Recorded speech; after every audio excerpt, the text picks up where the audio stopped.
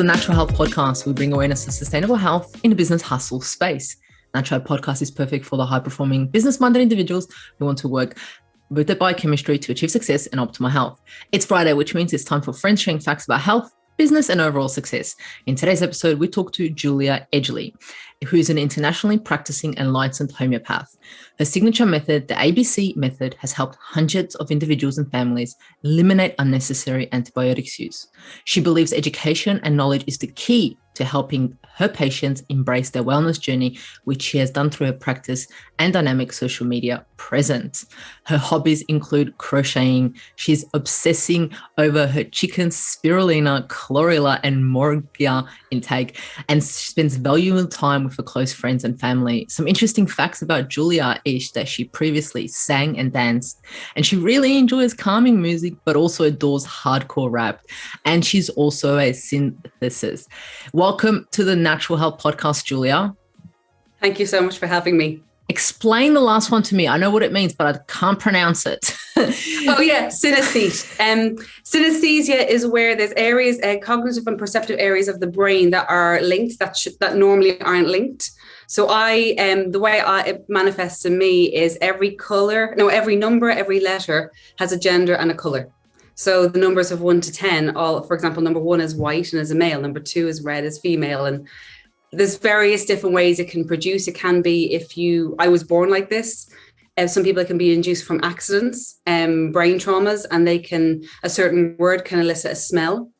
Generally, we can have very good memories, and I can see the numbers 1 to 100 in a place and space. So it was great for maths. That is amazing. You're a genius. Oh no, a lot of people would disagree with you with that. Well, I have been asked to write a book about the numbers of 1 to 10 to help spot in other kids. Yeah, that is amazing. And I'm pretty sure it's going to help. How's that helped you? How has that helped you in your life? I don't know. I'm so used to it. It helped me with numbers, with counting. That was for sure, because I could see them looking back. And apparently you can be very creative. So you think differently. So there would be the positives, I would say, that I always look for solutions. I can always find a solution to a problem. Unfortunately, you'll probably see when I talk, skip subjects because I link things that other people wouldn't link. And when I was writing, it came across that there was something going on. It wasn't dyslexia, but they couldn't figure it out. And then I was in my 20s, I realized I was a synesthete, and they explained everything. Oh, wow. And you're like, my life makes sense right now. Yes, all my writing makes sense. So now when I have my newsletter now, I don't stress over, is this correct English? I'm like, you know what? It's my English. People understand. I love it. I can hear that 100%. Well, I'm so excited to have you on the podcast today, and the audience is in for a charm.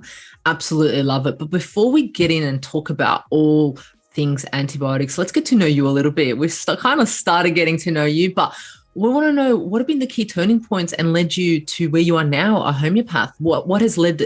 What's the journey of your life, Julia? Well, I was raised. It's a long story for various reasons. There was certain medications I couldn't have as a child. I didn't respond well to them.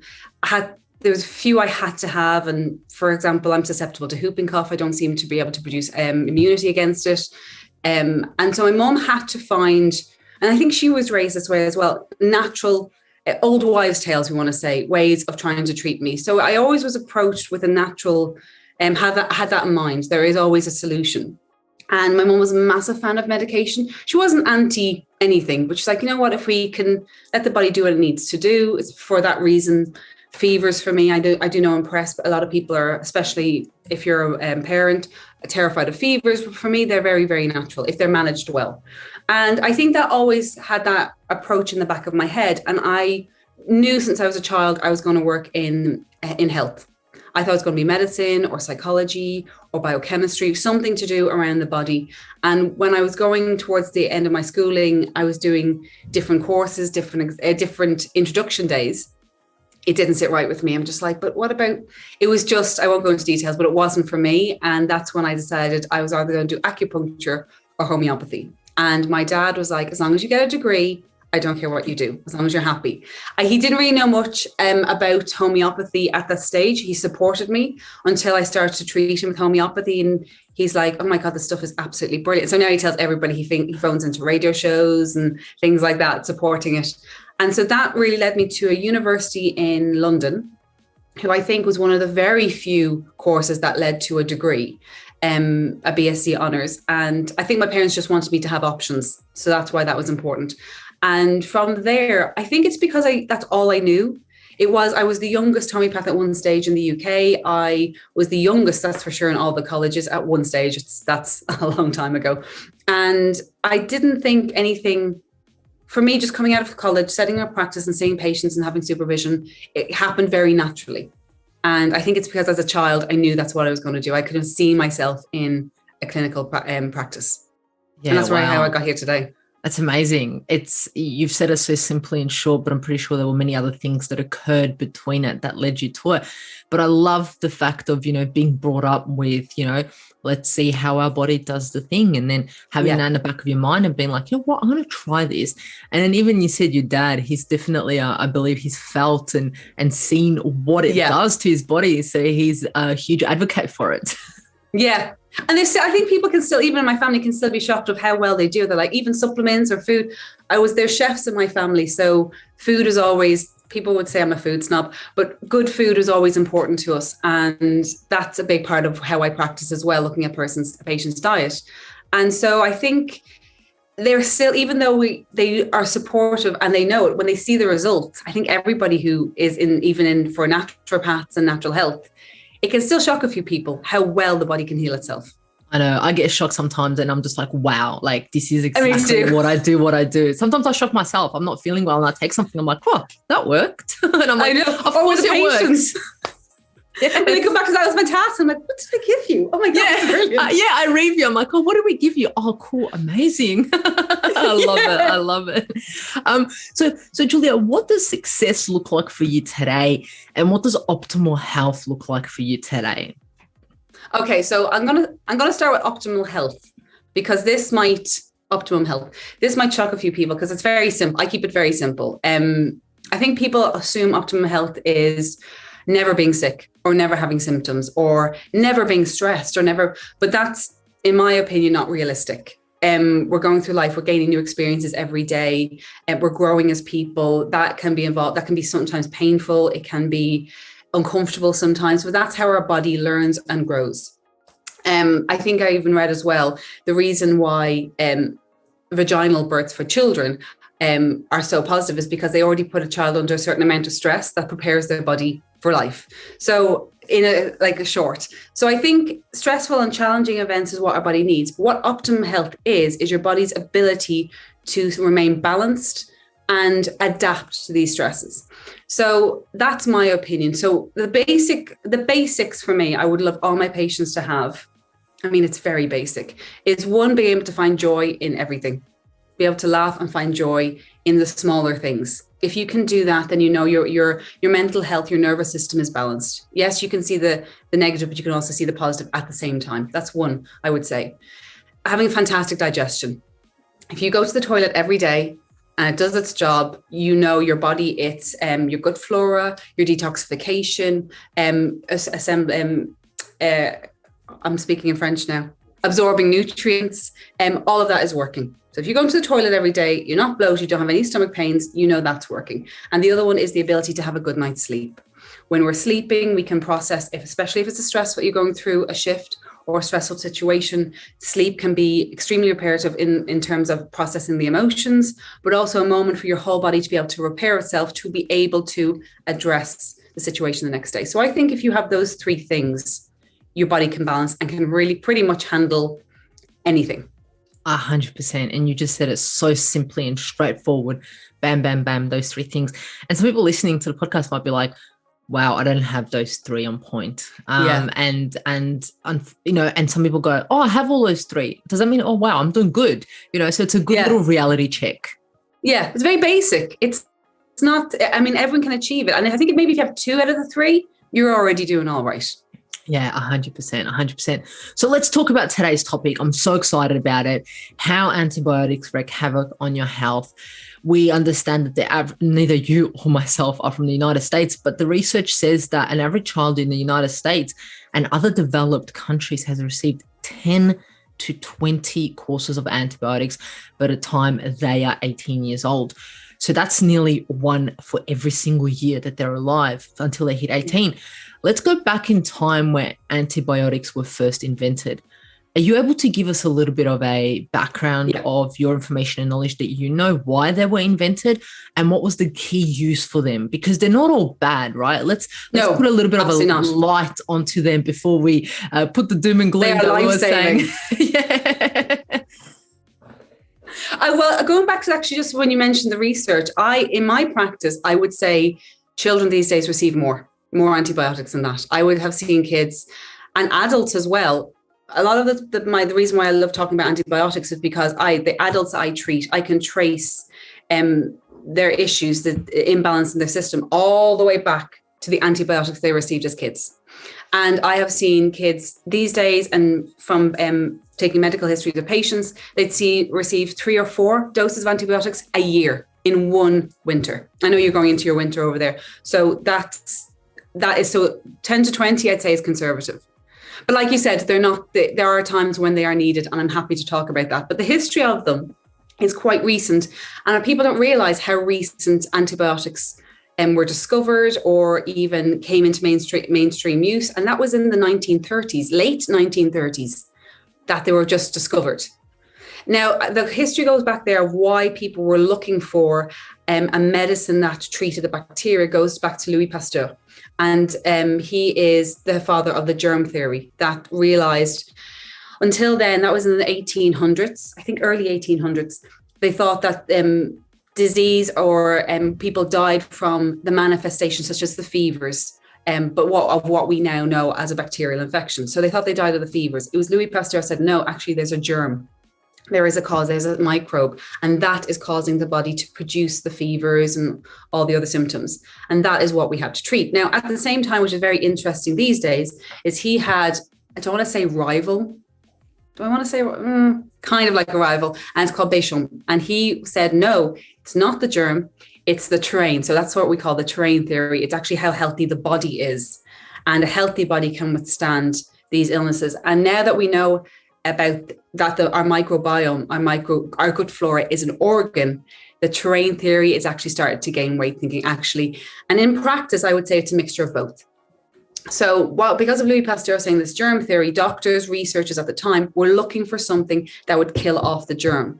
And that led on to Alexander Fleming in the 1930s. And there's another German scientist, Dr. Paul I can't remember his name, but they both at the same time started to develop the concept of the antibiotic. And then it just grew from there. It was a lifesaver. Antibiotics have saved hundreds of millions. I even want to say like billions. Hundreds of millions of lives, that's for sure. Yeah, so there's definitely a use for them. A need for them, exactly. An invention for them that came out. Yeah. And it's quite recent when you said 1930s. That's less than 100 years ago. And I think it's why only now we're starting to see, oh my God, they're so bad. Because a lot of people, if they think, they've been around for hundreds of years. No, they haven't. And because we understand now the microbiome and how that passes through generations, now we're really starting to say, okay, actually, how the unnecessary, I want to keep saying the unnecessary repeated use, why that is so bad. But that leads us on to doctors now. What options do they give patients? What options do doctors have? That's the situation we're in. They know they shouldn't be prescribing them. Like, but what else do I do? And I'm like, study homeopathy, but that's for later. I love that you said the constant use and when the right time to use them. And we're going to talk about that later, when the right time is to use antibiotics. But let's go back to basics. So we kind of know we're going through a little journey. We know why antibiotics got brought up. We know how they helped individuals. But what do they actually do in the body? Because some individuals are like, I've taken about 20 antibiotics. I know they just make me feel better. What actually happens inside of the body? And then to follow up, why is it good or why is it bad? Okay, so antibiotics, different types of antibiotics, different classes, and just they have slightly different action on bacteria. So antibiotics are solely for bacterial infections. But I kind of want to just sidestep a bit, is that a few people would take them going, well, I must have had a bacterial infection because they made me feel better, even though it's a viral infection. Because antibiotics now, they understand, have show an anti-inflammatory property. So you can be taking them and you feel a bit better, but then 2 or 3 weeks later, the symptoms are going to come back because it hasn't treated the virus. But predominantly, therefore, they are against bacterial infections. So bacterial infections, I think your listeners would be seasonal ailments. They would be how, in my case, in my practice anyway, there would be people's downfalls. If their viral infections are not well managed, they would lead to a secondary bacterial infection. So that's how a lot of people would use them. Recurrent UTIs, urinary tract infections, sinus infections, they'd be the everyday type uses because they'd be understood to have a bacterial origin. So once they're in the body, whether it be through a tablet or through an injection, and usually it's a hospital setting, there would be an injection. They would go to any bacteria or all the bacteria and kill it all. So it doesn't kill everything off unless you're given very strong antibiotics, broad spectrum antibiotics, but they would kill everything off, all the bacteria, including in the gut. So that's why they're good is because they're killing off the bacteria that would make your immune system go a bit haywire, trying to kill it off. And that's when you get the significant symptoms. So that's fantastic. But the reason they're bad is because they're killing off the gut bacteria. The other reason, before I go into gut bacteria, that they have side effects is they have, first of all, they call antibiotic-induced diarrhea. So I think a lot of people have gone through like, oh my God, my stomach's in bits. That can lead to dehydration. So that you have to deal with that next. That's where probiotics, we'll talk a bit more about probiotics, come in handy there. They can lead to mental health issues, antibiotic-induced psychosis, anxiety, and depression. That's significant and that's well known. And I had experience with that as well. Can we talk a little bit more about that? Because that's a bit of a wow. I don't think many listeners know that or are aware of that. So did you just say that by someone taking antibiotics, an individual can go into psychosis? It's quite rare to the level of psychosis, but anxiety and depression, yes. They can really make you feel down. So if you're having multiple in seasons, like for example in winter, you have multiple doses of antibiotics and they're each adding to depression and anxiety, that's going to be a long season for you. And kids as well, giving them to kids. Yeah. Wow. And you were going to tell us the story of what happened to you. You've got experience with this. Yeah. So I had, when I was younger, I think I was just too much of a high achiever. So I had stomach ulcers and they thought I had Helicobacter pylori, which we now know everybody has Helicobacter pylori in a stomach and there is actually a use for it. It just has to be balanced. So there was a time where like, right, we'll give you this antibiotic and it will kill it off. So I knew, like I said, this is going to make me look bad, but I was starting to feel a lot of anger that week. People around that time remember this. And I was so angry at everybody. I was losing my temper to the point that one time I was walking down the street. I lived in London at the time. It was raining. Everybody's umbrellas were in my face. And I just grabbed somebody's umbrella and I just threw it into the road because it was just, I just couldn't control the anger. I knew it was something to do with that antibiotic. And now it's known. So if you look up the side effects, to be honest, I can't even remember I'd have to verify the exact one I got. If you look at the side effects, anger and depression are listed very high up as a side effect of this antibiotic. Wow. And I remember that very clearly. And you sharing that with us is huge. So thanks for that. Because there's listeners there being like, wow, every time I do take antibiotics, I get more depressed, or wow, I get more irritable, I get more angry, or my mood just goes downhill. So that's absolutely crazy. So I love that you shared that with us and that you're spreading this awareness of it, because not a lot of people would make that link or know of it. No, even doctors. I think I know the doctors that I work with, the GPs and the pediatricians that refer to me, they don't have time to be looking at all these research. They have a lot on their plate. And for example, with a GP, it's 15 minutes. With me, it's an hour and a half. So or even with yourself as well, it's a long consultation. But we also have time more time, I would feel, to look into this research. Whereas some GPs, in fairness, they wouldn't necessarily have the time yet until it's being told, you cannot do this, you cannot give the antibiotic. So I'm hoping as well, this is spreading awareness to other GPs who may notice it in their patients as well. Yeah, 100%. That's amazing. Thanks for sharing that with us.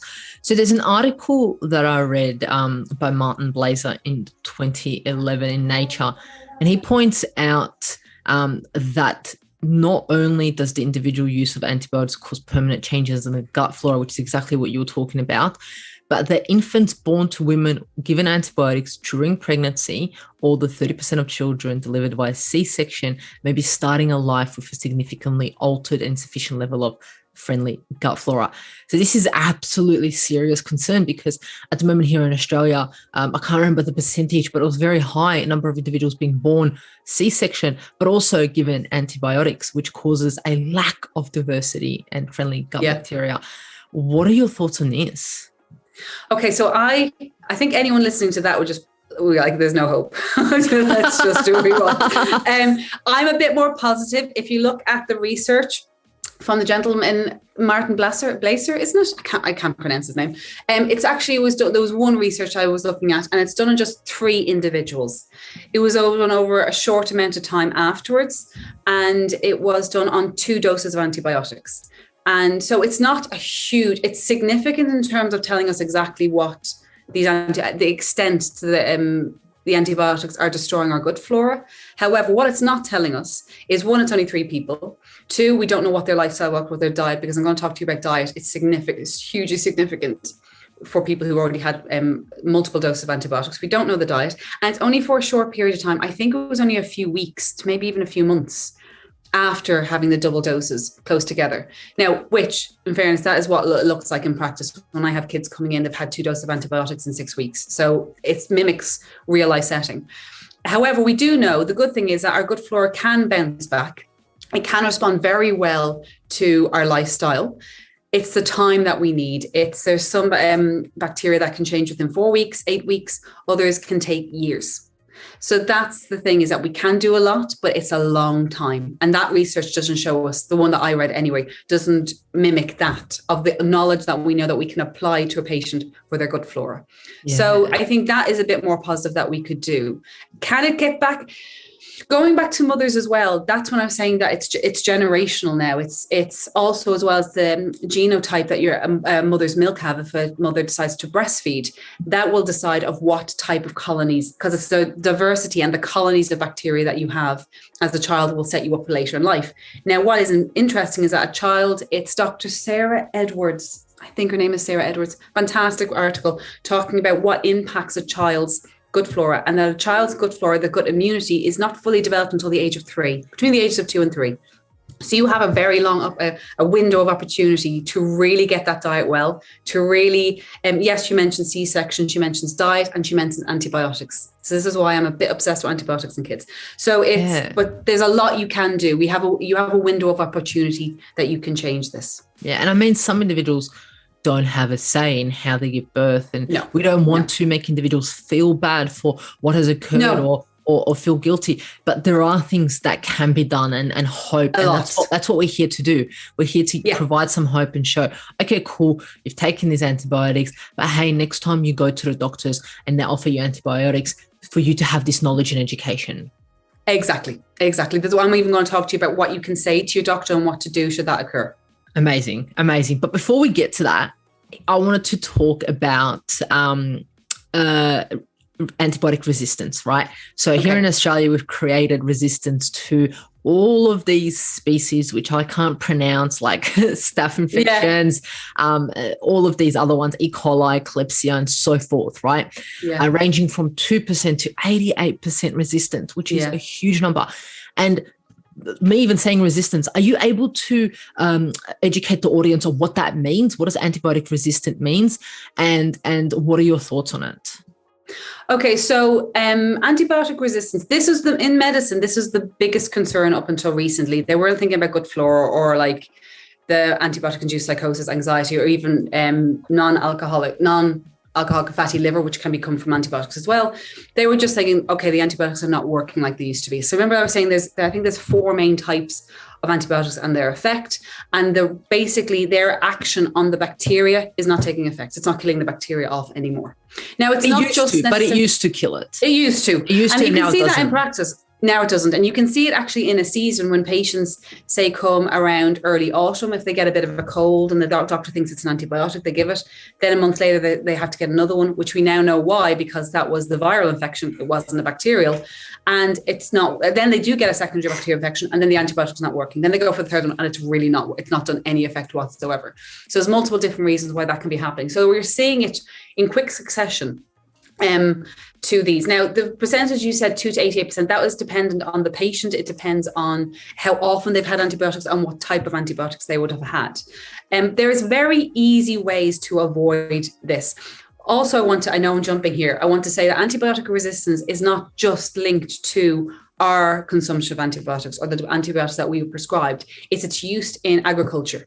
That's what they're saying now actually is the biggest problem, is that especially in meat and dairy, animals are given antibiotics not because they're sick, it's because they know if you are given antibiotics, you will put on more weight. So they want to put on weight onto the animal, so they're giving them antibiotics.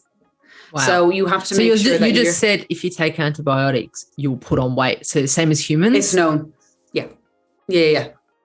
Wow. So when I see so next time someone needs to go on a weight loss, it's a diet of non-being on antibiotics. Yeah. And when I see people with like the obesity epidemic, and they're like, oh, just eat less, or just, I'm like, you know what, when you know about environmental toxins, it is not the person's fault, and we have to have a very multifaceted approach to help these patients, because it's also genetic as well, but it has to be, that gene has to be switched on.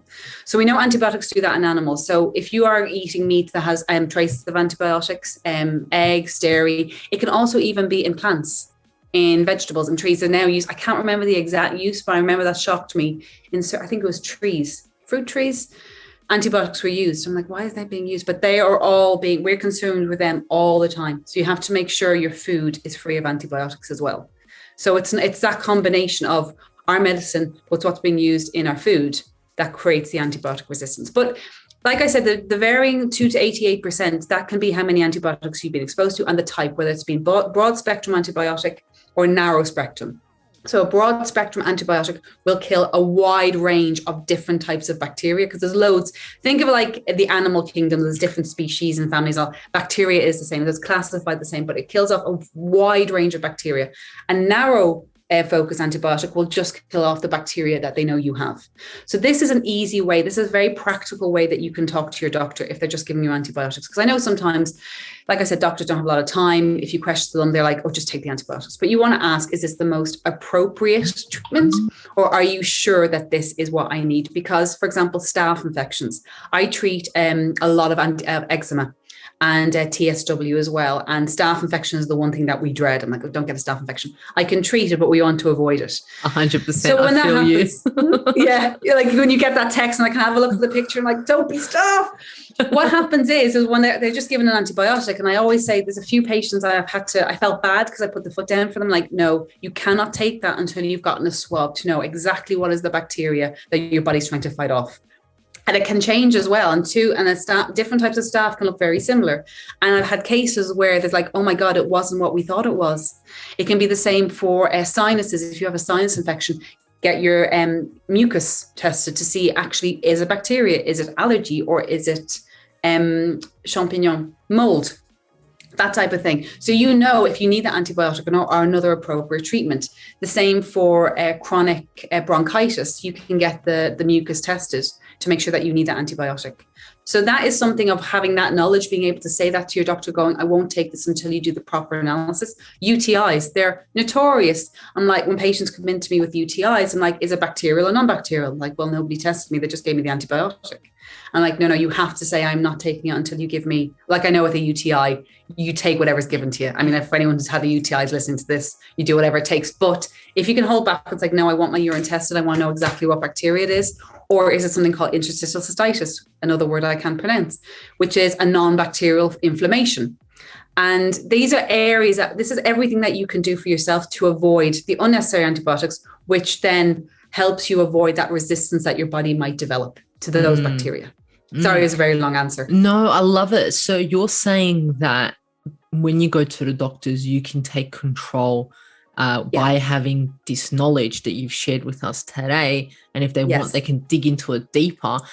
But you can say, when they give you antibiotics, can I please have a swab, or can I do a urine test to find out what bacteria it is, so we can come up with a conclusion together, maybe which antibiotic is best. Exactly. Or is there other appropriate treatment? There's now 2 types of antibiotics. This is the ones I can't pronounce. One's called Cipro, and the other one is called ninsomycilline. I think it is. I'll put it in the notes. I'll send it over to you. And these are 2 that are known that their impact on the gut flora, not necessarily antibiotic resistance, but gut flora is like years as a result. So if you get those 2 type of bacteria antibiotics, I mean, you can say to your doctor, is there another type that I could take? Can we avoid these 2? So once you have the knowledge, you can have that conversation. Yeah, that's very empowering for an individual to know these 2 that you said, and I'll put them in the show notes. Because I have read studies somewhere, and they said maybe sometimes it takes 6-7 years for the gut flora to come back with certain antibiotics. Sometimes it mightn't even, like the Marble who was saying, it doesn't necessarily come back to what it was, but you can get it to a stage that is beneficial. So yes, your gut flora is completely changed, but it can get to a stage where it's still beneficial. The gene expression is regulated, because we know the gut flora, everyone's talking about gut flora. What does that look like in real life? If you have chronic inflammation, it's down to your gut flora. If you have insulin resistance, metabolism issues, it's your gut flora. If you have immune system issues, it's your gut flora. So that's what it looks like in real life. So we can get that to a stage where it's beneficial and all of that is regulated. Yeah, great. So if the audience has to go to the doctors because they're not feeling well, whatever's happening, and the doctor rips out the script for the antibiotics, so the first thing they can do, ask for a swab.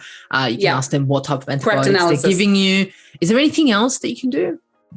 Okay, so if you're in a situation that right now that you think you need an antibiotic, it might be a bit late. So you're listening to this because it happened with when I treat patients and like, I want the treatment now. I'm like, yeah, but you're already in it now. So we might have to do that antibiotic and then we're going to set up for the future. So if you're in it now, it might be a bit too late. However, what you can do next, like I said, get the correct analysis, ask if that is the correct treatment. Is there other options that you can do? But if you know there's an area in your life that you are susceptible to antibiotics, what I would say to you is be prepared for it with a treatment plan. And that's what I do with patients. If patients come to me and they want to avoid reoccurring antibiotic use or just reoccurring illness, I'm like, right, if it's in the season, I need to treat those smaller crises in the season, and then we'll do the underlying work, because I need to get you through the season without antibiotics. There's no point in doing the underlying work and you're still using the antibiotics through the season. So I would say have a very solid treatment plan with your practitioner. So if it's like a naturopath, a homeopath, or even sometimes your doctor will come up with a preventative if they are trained in nutrition, etc. So come up with a solid treatment plan alternative to antibiotics. Obviously, I'm a homeopath, so I use homeopathy. Now, as a practitioner, I am very aware of how much, because natural approaches are very different to antibiotics. You don't just take one, like in homeopathic remedies, you don't just take one remedy, then you walk away and like, see you, good luck, ciao. No, what you have to do is you have the stages, and I'll talk about that in a minute. So you have to coach the patient through each crisis until they really get a grip on it and they get a handle on it. That takes a lot of time.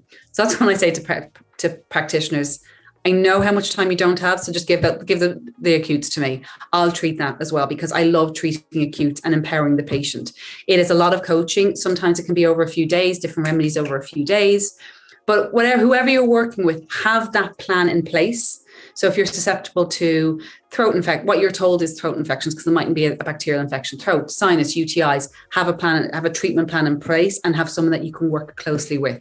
So I think that would be the best thing you could do already. So on a medical level, you can ask if it's the best treatment and have an alternative already set up for your next crisis. Yeah, I love that. I love that the individual feels empowered to take control of their health. Yes. And not saying doctors are evil or antibiotics are totally evil. 100%, we're not saying that. We're saying to do your best to understand what is happening so you can actually heal it and get to the root cause, and not keep putting Band-Aids on top of it every single year, every single UTI infection, every throat infection and so forth. Yeah. So I love that. So then I guess the question that people go is, can we completely abandon antibiotics in clinical practice? No, because they're amazing. Like I always say, this is what I say on my social media, I love antibiotics so much that I want them to work for you when you need them. So no, we cannot get rid of them. They have their life in life-saving situations. So for example, operations, injuries, What else? Life-saving, like I said, life-threatening situations. This is when you want your antibiotics.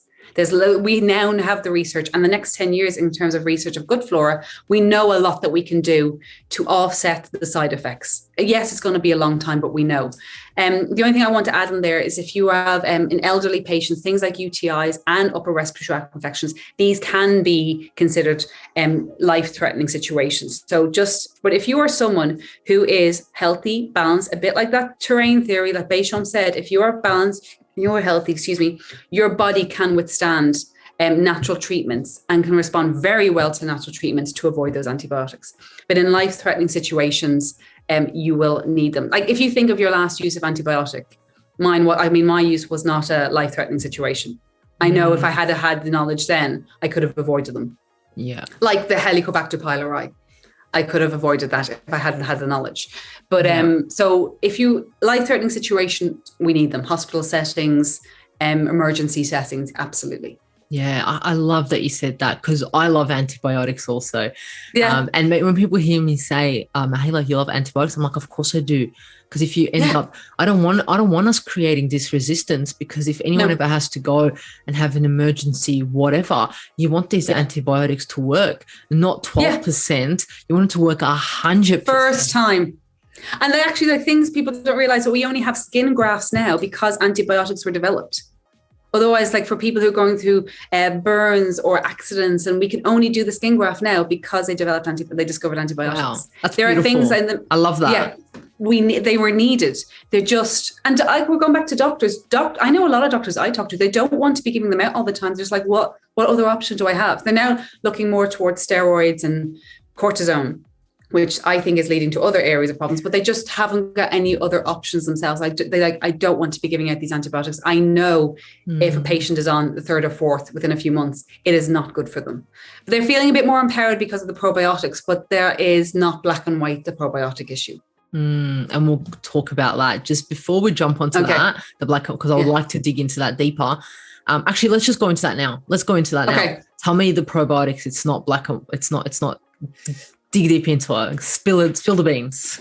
Okay, so probiotics are basically encapsulated gut bacteria that we know lives in the gut. So it's easy to think that if you're taking something that kills off your gut flora, you will take a probiotic to replenish that gut flora.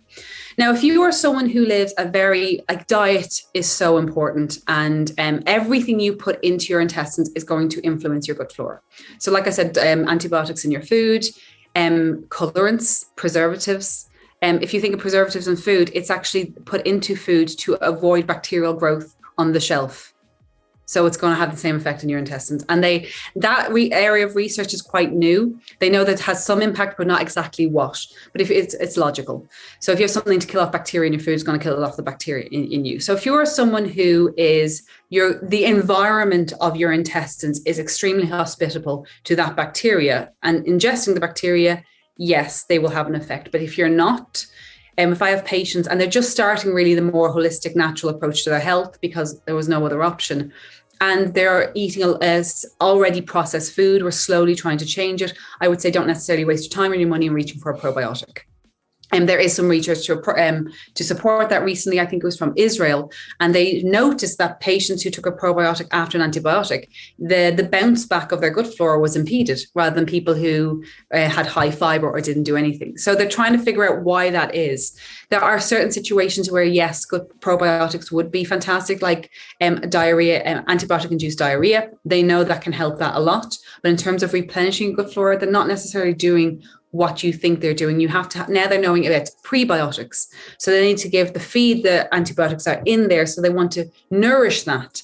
The only probiotics I would maybe suggest to patients is you want to have the bacteria, and I'll give you the list of bacteria because there's a few bacteria that creates butyrate. So butyrate is a short chain fatty acid that your intestines produce from digesting certain carbohydrates. And that molecule goes into the body and it affects inflammation pathways. There's actually receptor sites for these around the body, such as insulin resistance, metabolism, glycemic control. So maybe those you would want to supplement, but they're not the miracle workers that people think they are. And I think that might have been I don't want to say marketing, that makes me look really cynical, but I think it's just like, oh my God, we have to do something. These antibiotics are really bad. We know the organ that is the gut flora. Let's just give them probiotics. It's not that straightforward. A lot of it is to do with your diet. Yes, 100%. And I love that you mentioned prebiotics, because a lot of people might come or listening to the podcast are like, yeah, I'm on some probiotics. And they're like, what are prebiotics? Is that a new thing? So are you able to just... And they're probably already eating it anyway. So how do they know they're eating prebiotics? What are some prebiotics? Okay, so prebiotics. Oh, this is the question now. So prebiotics are foods that your bacteria will digest. And most of it is a carbohydrate. Things like tiger nut, curcuma, turmeric, inulin, resistant starch, soluble fiber. Resistant starch would be in cooled rice, cooled potatoes. And most cultures and dishes, when you look around the world, they have cold potato, they have cold rice, they have all of these potato things. Salad. Correct. Yeah, you're having your probiotic. There's loads of other ones as well. And my favorite one, I have to say, and this is actually for people who they what do I do after antibiotic? I'm like, the first thing you want to take is take pomegranate husks. And I think it's research in Australia after Dr. Jason Horlick. Oh my God, I'm so bad at pronouncing names. His slide is fantastic in his presentation about pomegranate husks and their ability to inhibit, because that's the thing after antibiotics. It's not that they kill off anything. It's yes, they're killing off all our gut flora, but they're changing the environment of our intestines in such a way that the bad gut flora that can cause problems grows back very quickly, but the good bacteria doesn't. So that's what's happening. And pomegranate husks can change that balance. I love it. So that's why. So pomegranate is my favorite. Yeah, that's why it has to be the husk. I love that. Yeah, I love that. Absolutely love it. And when you do actually eat the pomegranate, when people have, I have pomegranate juice. No, there's not that much juice in the actual pomegranate, is there? Yeah. When you've tried to juice, you're like, that's it. Yeah. out of one pomegranate, like actually when you get it, you're like, oh, there's more of those seed things. But yeah. So I love that you've answered the question about, no, we cannot completely take away antibiotics at all. And there are going to be times in our lives that we are going to take them. So before we go into the ABC method, which you're going to give us information about, what can one do if they're faced in a situation that they got given antibiotics and they have to take them? For example, they were in a car accident, touch wood, I don't want that happening to anyone. But for some reason, whatever the reason is, they had to take antibiotics. If they went and came and saw you, Julia, what would happen? Like, what would you say? Or eat, drink, what would happen? Well, while they're taking the course, I think I might be the only one that says don't do anything, just enjoy your life. Because afterwards, we're going to have to significantly change your diet. So again, all those preservatives, processed foods, we're going to have to take all that out for, I'm quite a strict practitioner. I would say 3 to 6 months. I was going to say for life. No. Well, I'd say 3 to 6 months as before. And then generally people get into the habit of it. But I explain why. And so I explain everything I've said to you is like, okay, so we have to make sure that we inhibit the growth of pathogenic bacteria, they're called. So pathogenic gut flora, and increase. So there's a lot of prebiotics, a lot of very diverse your food. So have different types of food, every color of the vegetables. And this can be a bit difficult if somebody's not used to that. But I work with the patient, like, tell me what you normally eat. I will give a healthier, cleaner version of that for you. So we're slowly changing habits. So I would say more that would be the case. And we're having things like pomegranate husks and capsules. I also do a thing called the Bell Nosode program in homeopathy. And you might have listeners about homeopathy. You probably know about homeopathy as well, but not many people know about the Bell Nosodes. And I'm very proud of this as a homeopath because I think it's the homeopathic probiotics. It was a doctor who individualized pathogenic bacteria and made it into a homeopathic remedy that was found in the intestines. And so I have a program, and I've seen in patients that we do this program. Again, it's 8 months, but we can change the composition of their gut flora just through these, because some people can take probiotics. Going back to the probiotic, if you have something called SIBO, small intestinal bacterial overgrowth, if you have histamine intolerance, your body is struggling to regulate its histamine levels, you can take probiotics. So this is why the Bell Nosode program, if someone has significant side effects from the probiotics and their lifestyle takes a lot to change, I will put them on the Bell Nosode program. But this is more of what I would do. I would suggest to patients, have that knowledge of, okay, eat fermented foods, sourdough bread, I was just talking about kimchi this morning, kimchi, sourdough, sauerkraut, give me something else, fermented. It's gone. So those type of foods to naturally replenish and diversify the colonies of different bacterial families in your intestines, rather than just popping a capsule. Do you know what I mean? Unless it's, like I said, extremely hospitable, they're not going to take. You're wasting your money. Yeah, in my opinion. 100%. What are your thoughts on SB? Saccharomyces boulardii. Well, I'll tell you what, the research is very positive about it. So that's the thing, all these individual, and I was doing a presentation recently, actually, at another summit, where I was talking about the link of your gut flora to metabolism and weight management. And there are individual bacteria, such as SB, where the research looks fantastic. But what they're trying to say is, in real life setting, there's a lot more research to of the exact dosage, if it's SB on its own or in combination with other bacteria in the form of a probiotic. So right now, the exact dosage is not known. The exact time, the duration that we need of any probiotic is known. I'd say that's going to come out in the next 10 years, because it's only in the last decade they're really looking at what we can do, be proactive for our gut flora to maintain this organ. So SB, there's very positive research, but the exact dosage and how long you take it, that's unknown. Yeah, because overseas, my grandma got put on antibiotics and the doctors gave her prescribed SB with them. And here in Australia, pharmacists also recommend it for individuals that are on antibiotics, which is quite interesting.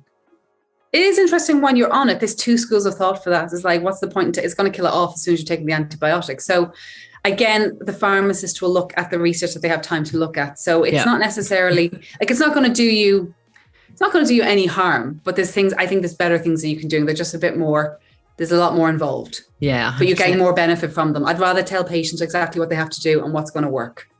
Beautiful. So when you're antibiotics, rest, enjoy life, because after you've got 8 months worth of work to do with Julia. Yeah. And you know what? You're probably doing it already. Like I said, if you're eating, there might be just a few small tweaks that you have to do. But our gut flora is actually quite resistant. If we treat it well, it's very resistant and can bounce back. So like I said, that our gut flora will never go back to the way it was pre-antibiotic. There's loads we can do. There is loads we can do. Yeah. Just try. Go ahead, sir. I read a research study not long ago saying that our gut microbe changes within 24 hours after eating junk food, but then similar 24 hours, it changes once we start eating healthy. So, which goes in line exactly with what you said.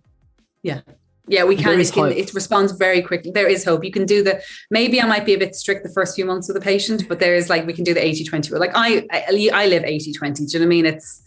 I'll go out to restaurants, but everything in my house is organic. Everything is organic. I have my own chickens, obviously, and if I eat meat, it's local, it's organic, it's antibiotic free. So, but you can chop and change. I actually really like as well, if somebody is really concerned with their gut flora, you can do analysis now. I'm sure you know in Australia, there are labs that you can send off a stool sample and they will give you a full breakdown of what is your gut flora profile, your microbiome profile. Because we all have our own individual profile. And that's why things like herbal medicine, why people respond differently, because now they know that it's not necessarily the active in the herbs, it's how your gut flora metabolizes those herbs, releases a secondary compound, and it's the secondary compound that's healing. Yes. So we all have our profile. So you can find your profile to know exactly what we have to work with. I love that. And to alter. Every time I give someone a supplement or a herb or I talk about something, I say, well, in the research or to a 30-year-old male, a healthy male, this is the effect it had. However, I don't know how this is going to affect your body. So please keep an eye out for the next few days and let me know if there's something that you can talk about. Because for you, it may work, but for someone else, it may not work. Like a husband and a wife will come in with similar issues and one might get absolutely amazing results with one herb and the other one may go downhill. And it's like, it's not the herb, it's how it's your processed. Good flora. Exactly. I love that you mentioned that. I absolutely love that you mentioned that. So let's talk about what is this ABC method, because on Instagram you talk about it.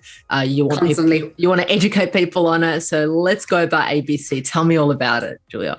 Okay, so the ABC method is mostly in my practice, as I said, antibiotic use is more to do with seasonal ailments. So seasonal viruses that are mismanaged and will be leading on either they're being given an antibiotic to the patient because the doctor thinks it's a bacterial infection, or if you have a viral infection that lingers, you'll see why now in a minute, the susceptible to a secondary bacterial infection.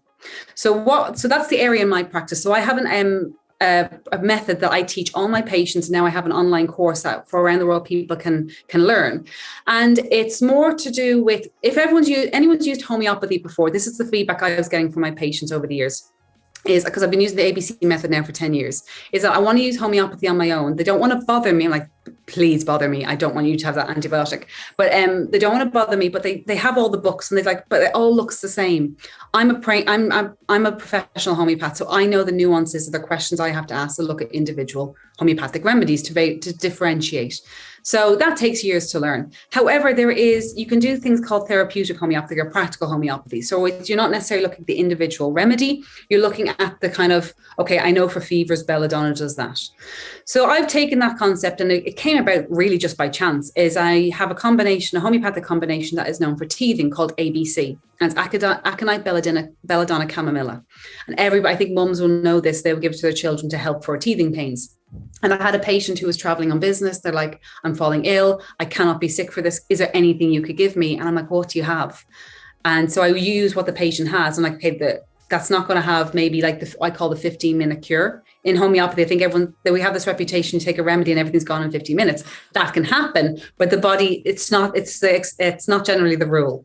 So I'm like, tell me what you have and I can see what I can manage. And all they had was ABC. I'm like, well, you know what? Pop at ABC, take 1 granule every hour, and then we'll see. And they're like, oh my God, that stuff was brilliant. They started to use every single time they're falling in, they're taking ABC. So then over the 10 years, I started to develop the methodology. So the methodology of the ABC, it's not just the strategy that you're using for homeopathy, it's the understanding of how I see your immune response. So the ABC method is teaching patients both. So I break down an immune response into 3 stages. With stage 1, stage 2, stage 3. So stage 1 is the inflammatory stage. Stage 1 is where the body has detected a pathogen. Okay, right, we need to kill that off. We need to increase our blood flow to the site of infection. To get the white blood cells there, we need to tell our hypothalamus that we need to elicit a fever in order to kill this off. So there's pain, there's heat, there's fever. Everyone's been there. You know that kind of feeling where you're like, oh my God, I'm coming down with something. Well, maybe we're not because we're so holistic, but it can happen. And so that's stage 1. So if you treat stage 1 effectively, you can actually miss all the other stages. But say you're not treating it, your body will naturally go from a stage 1 to a stage 2. And stage 2 is the mucus stage. It had a more professional name, but nobody could pronounce it, including myself. So we call it the mucus stage. The mucus stage is where the white blood cells have done their job against the pathogen. And so the body will produce mucus to remove them from the site of infection. So mucus is normal. Mucus as like that drippy nose that you're coughing up, as long as it's coughing up, as long as it's clear or white and fairly fluid and removed from the site of infection, mucus is completely normal and shows your body is doing the right, is going in the right direction. After the mucus stage and the body's killed off the pathogen, the mucus then has calmed down, you will go into the recovery stage. So the recovery stage is where everything's going back to normal, where your body's kind of doing a stock take. Okay, what resources did we use to elicit that immune response, because it takes a lot of energy to mount immune response. So that's where long COVID, you can see this recovery stage where people are just like wiped out because their body, this might be controversial, but for me, long COVID is more to do with the patients seeing the deficiencies they had before they went into COVID. And so they're seeing that afterwards. So long COVID would be the example of what stage 3 is. Your body has used up all its resources and now it needs to go into rest, hibernation, in order to get its strength back.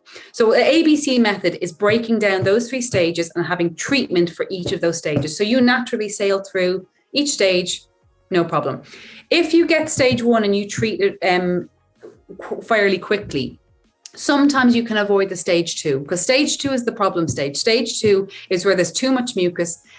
Some patients can produce more mucus and other patients can be thicker if you're a smoker. I've also seen the link to gut flora. So my observation in clinic is that if you have a patient who has multiple antibiotics, they will always get stuck in a stage 2. And so that can take longer to to go through. It's completely normal as long as you're comfortable and the mucus is coming away. But if you treat the stage 1 with the ABC method with the remedies, you can avoid the stage 2, because what it does is it reduces the inflammation. Your the white blood cells are still working. Your immune system is still working. You can still get a fever, but you're comfortable in the fever. The patient is comfortable. And then what it is the mucus is just clear and it just flows. You can blow your nose and it's gone. You can cough it up and it's gone. It's not stuck, which will lead you to the secondary bacterial infection. So in the ABC method, I do all that for my patients. I don't teach them all of that because they're like, oh my God, I can't take all this in. That's the method I apply to each acute for my patients for seasonal ailments. The online course I do, because a lot of patients around the world going, oh my God, I wish somebody I knew or a friend or a family friend or my friend could learn this, or you could do it. Unfortunately, there's only so many patients I could take on, because I do stay in contact, because you have to change remedies sometimes quite quickly. I decided then to do an online course. And for me to have it more complete, I did all the stages, I do all the remedies, but I teach you red flags, because that's what understanding your red flags of when you may need the antibiotic. That is where you will feel more confident and in control of being able to treat smaller ailments. Like if you have a child who is coughing up in the evening, I teach you the red flag symptoms. Okay, what do they have these symptoms? Do they have these symptoms? Right, you need to see the doctor. Mm-hmm. So that, I think, is red flags. I think it's very important, treating patients and educating them on that, knowing when they need it. And so that's the ABC method. So in terms of homeopathic remedies, it's a strategic use of homeopathic remedies against seasonal ailments. And in terms of the philosophy, it's understanding the 3 stages of an acute. I love that. I love that you just explained those 3 stages to us so simply.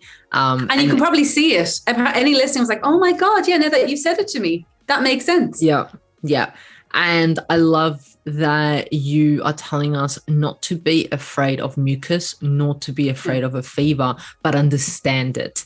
And that's exactly what you said. You go through your course, like the red flags of when to see a doctor, when that fever, when that mucus, when those aches turn into something that needs to be addressed by a medical professional. Yes. And equally knowing when you don't need the antibiotics, it's very easy for me to say to a patient or someone listening going, say to your doctor, no, I'm not taking that. You have to be educated in saying why. For example, if I have people who have this, like they're like, oh, I've gotten chest infection. I'm like, oh, can I listen to your lungs? I'm listening to the back. I'm like, no, you don't have a chest infection. That is actually coming from postnasal drip and it sounds a lot worse. So I educate patients on how to listen to that, how to recognize pneumonia. I also have, after anyone's done the course, there's a whole group that I have that I go in every day going, anyone have any questions? Or somebody like, I'm really struggling. What am I doing wrong? I'm like, well, tell me the red flags. These are usually patients. Well, I can't call them patients, but they're in other countries. So I'm like, first of all, go and see a doctor because they can see the patient. Just get it once over and then come back and we'll coach you through it. Once you get the first few rounds of using the ABC approach, you understand it very quickly.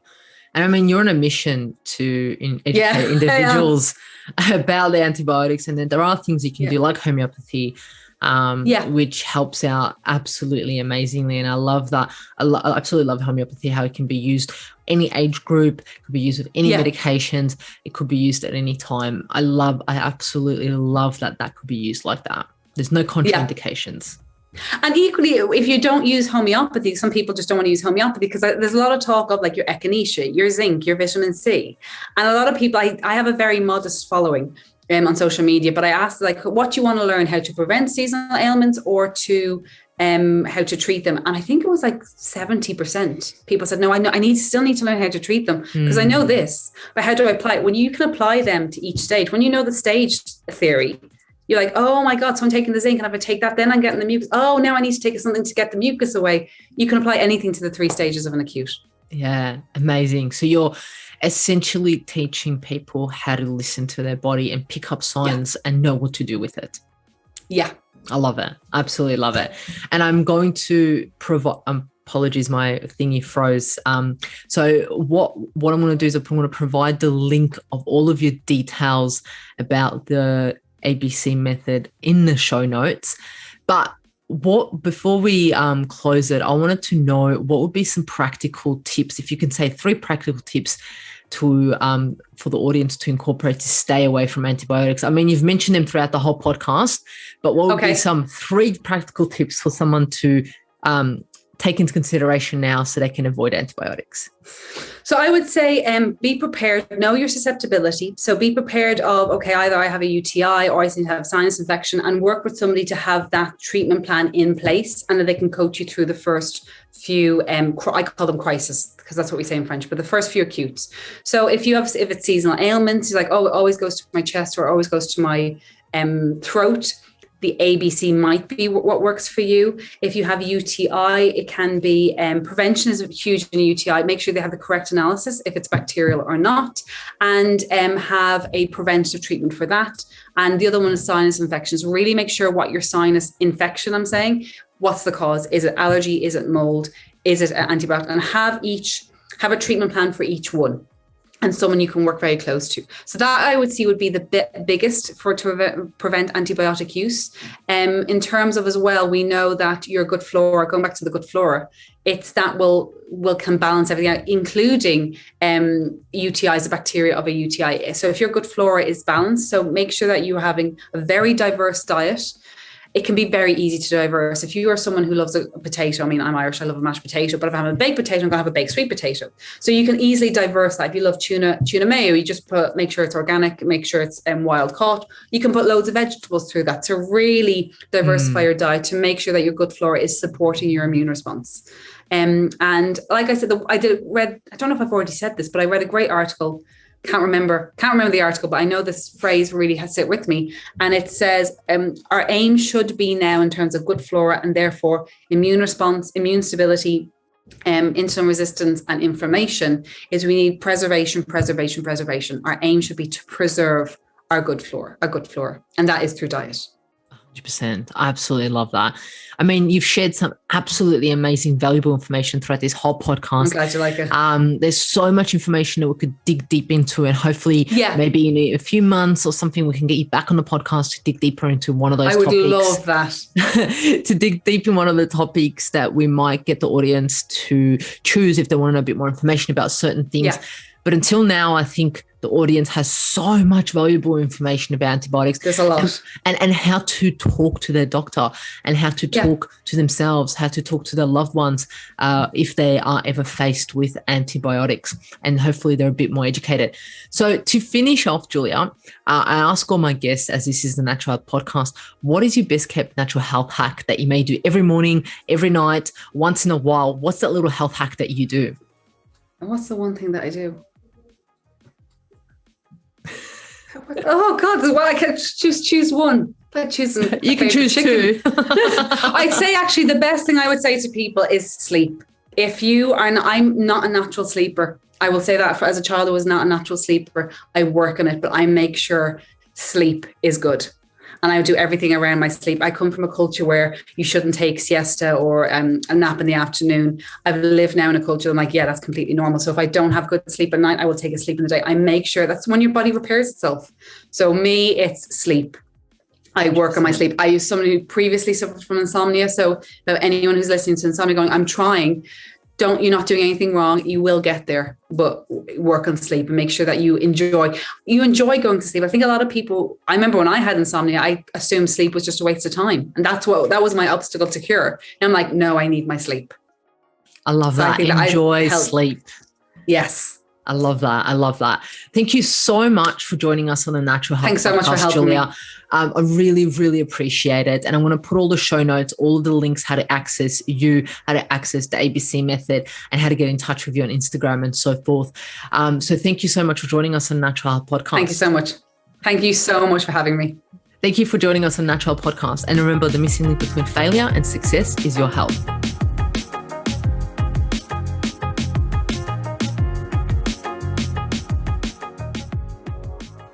Content and information provided here is opinion of Mahela Raguse and is for information purposes only and does not constitute medical advice.